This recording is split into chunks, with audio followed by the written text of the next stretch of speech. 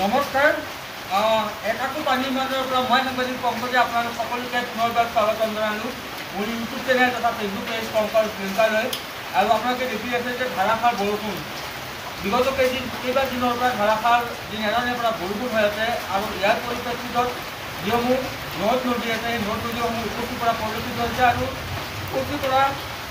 আৰু এয়া স্ক্ৰীনত আপোনালোকে প্ৰত্যক্ষ কৰি থকা এইটো হৈছে ধূপধাৰাৰ মাজেৰে বৈ যোৱা পেটাভকলা নৈ আৰু এই পেটাভকলা নৈ এতিয়া উপচি পৰা পৰিলক্ষিত হৈছে কিয়নো বিগত কেইবাদিনৰ পৰা যি ধাৰাসাৰ বৰষুণ হৈ আছে সেই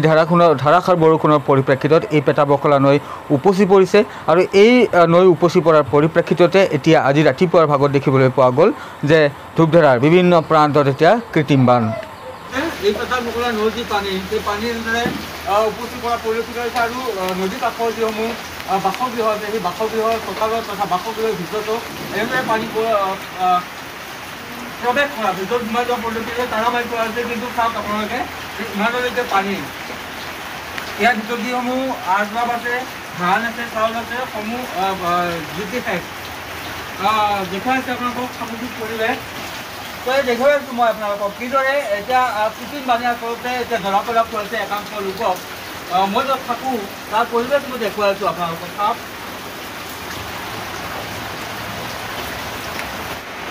এয়া যে সামগ্ৰিক পৰিৱেশ মই দেখুৱাই আছোঁ যে পেটাভকলা নৈৰ বাঢ়নি পানীয়ে কিদৰে এতিয়া একাংশ পৰিয়ালৰ বাসগৃহত তাণ্ডৱৰ সৃষ্টি কৰিছে বুলি ক'লেও হয়তো ভুল কৰা নহ'ব এনেদৰে আচবাবসমূহ দূষিত পৰিলক্ষিত হৈছে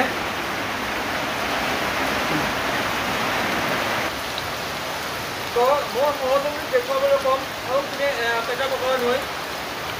নৈখন আছে আৰু সেই পেটাভকলা নৈ উপচি পৰা পৰিপ্ৰেক্ষিততে এনেধৰণৰ কৃত্ৰিম বান হোৱা পৰিলক্ষিত হৈছে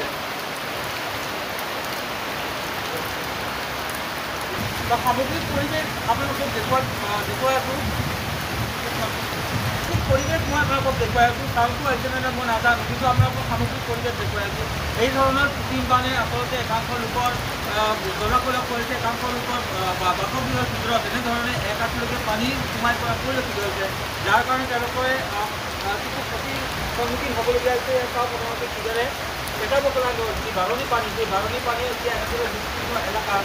ঘূৰাই প্ৰদান কৰি আপোনালোকে দেখি আছে যে এক আঁঠুলৈকে পানী কল্পনা কৰক ইয়াৰ ভিতৰত যিসমূহ সামগ্ৰী আছে সেই সামগ্ৰীসমূহৰ কি অৱস্থা হৈ আছে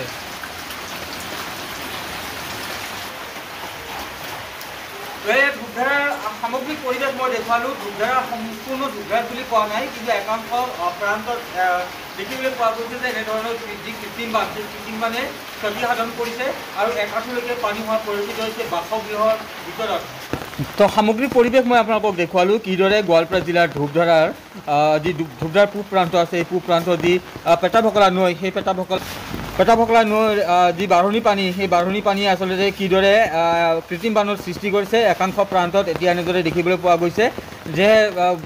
বাসগৃহৰ ভিতৰতো পানীসমূহ প্ৰৱেশ কৰা পৰিলক্ষিত হৈছে আৰু ইয়াৰ পৰিপ্ৰেক্ষিতত কি ধৰণৰ ক্ষতিসাধন হ'ব পাৰে সেয়া আপোনালোকে কল্পনা কৰি ল'ব পাৰে তো পাৰিলে ভিডিঅ'টো আপোনালোকে শ্বেয়াৰ কৰি দিব বুলি আশা প্ৰকাশ কৰিলোঁ তো সামগ্ৰিক পৰিৱেশ মই আপোনালোকক দেখুৱাই আছোঁ কিদৰে গোৱালপাৰা জিলাৰ ধূপধাৰাৰ একাংশ ঠাইত আচলতে এনেদৰে কৃত্ৰিম বান হোৱা পৰিলক্ষিত হৈছে আৰু ইয়াৰ মূলতে হৈছে যি পেটাভকলা নৈ আছে সেই পেটাভকলা নৈ সম্পূৰ্ণৰূপে উপচি পৰিছে আৰু বিগত কেইবাদিনৰ পৰা যি ধৰণে আচলতে ধাৰাসাৰ বৰষুণ হৈ আছে সেই ধাৰাসাৰ বৰষুণৰ পৰিপ্ৰেক্ষিতত খাল বিল নৈ সকলো উপচি পৰিছে আৰু এতিয়া তেনেধৰণৰ এক যিহেতু অৱস্থা হৈছে সেই অৱস্থাৰ পৰিপ্ৰেক্ষিতত নৈৰ কাষৰ যি একাংশ পৰিয়াল আছে সেই একাংশ পৰিয়ালৰ বাসগৃহত এতিয়া এনেদৰে পানী সোমোৱা পৰিলক্ষিত হৈছে আৰু যাৰ পৰিপ্ৰেক্ষিতত এতিয়া সমস্যাৰ সন্মুখীন হ'বলগীয়া হৈছে একাংশ পৰিয়াল তো স্ক্ৰীনত আপোনালোকে প্ৰত্যক্ষ কৰিছে এই দৃশ্যাংশ দেখুৱাই আছোঁ আপোনালোকক কিদৰে এক আঁঠুলৈকে পানী সোমাইছে একাংশ পৰিয়ালৰ বাসগৃহৰ ভিতৰত এনেদৰে ব্যৱসায়িক প্ৰতিষ্ঠানৰ ভিতৰতো পানী প্ৰৱেশ কৰাৰ পৰিপ্ৰেক্ষিতত বহু কষ্ট কৰি তেওঁলোকে হোটেল চলাব লগা হৈছে এয়া ধূপধাৰাৰ বানিয়াপাৰাৰ দৃশ্যাংশ কিদৰে পানী প্ৰৱেশ কৰিছে চাওক আৰু যি ধৰণে আচলতে ধাৰাসাৰ বৰষুণ সেই ধাৰাসাৰৰ বৰষুণৰ পৰিপ্ৰেক্ষিতত এই ধৰণে যি কৃত্ৰিম বান সেই কৃত্ৰিম বান হোৱা পৰিলক্ষিত হৈছে তো দেখুৱাই আছোঁ আপোনালোকক সামগ্ৰিক পৰিৱেশ আৰু ইয়াৰ সমান্তৰালকৈ এই যে শাখাটি আছে বকৰ শাখাটি সেই শাখাটি অঞ্চলতো কিছু অঞ্চলত পানী উঠা পৰিলক্ষিত হৈছে কল বাগানসমূহ বুৰি যোৱা পৰিলক্ষিত হৈছে দেখুৱাইছোঁ আপোনালোকক সামগ্ৰিক দৃশ্যাংশসমূহ। এনেদৰে বহু কষ্ট কৰি ব্যৱসায়িক প্ৰতিষ্ঠানৰ যিসকলে স্বত্বাধিকাৰী আছে তেওঁলোকে ব্যৱসায়িক প্ৰতিষ্ঠানসমূহ চলাবলৈ বাধ্য হৈ পৰিছে। এনেদৰে এয়া চৰাইবাহাৰ দৃশ্যাংশ, কামৰূপৰ চৰাইবাহা, বকৰ যি চৰাইবাহা আছে সেই চৰাইবাহাৰ দৃশ্যাংশ। এনেদৰে ৰাস্তাৰে পানী বাগৰি যোৱাৰ পৰিপ্ৰেক্ষিতত যাতায়াতৰ ক্ষেত্ৰতো তেওঁলোকে সমস্যাৰ সন্মুখীন হ'বলগীয়া হৈছে। আৰু এয়া শাখাটিৰ দৃশ্যাংশ, কিদৰে কলৰ বাগান, এনেদৰে কলৰ বাগানৰ ভিতৰতো এনে পানী প্ৰৱেশ কৰা পৰিলক্ষিত হৈছে, যাৰ পৰিপ্ৰেক্ষিতত কলৰ যি গছসমূহ সেয়া পানীৰ তলত সোমাই পৰা পৰিলক্ষিত হ'ল।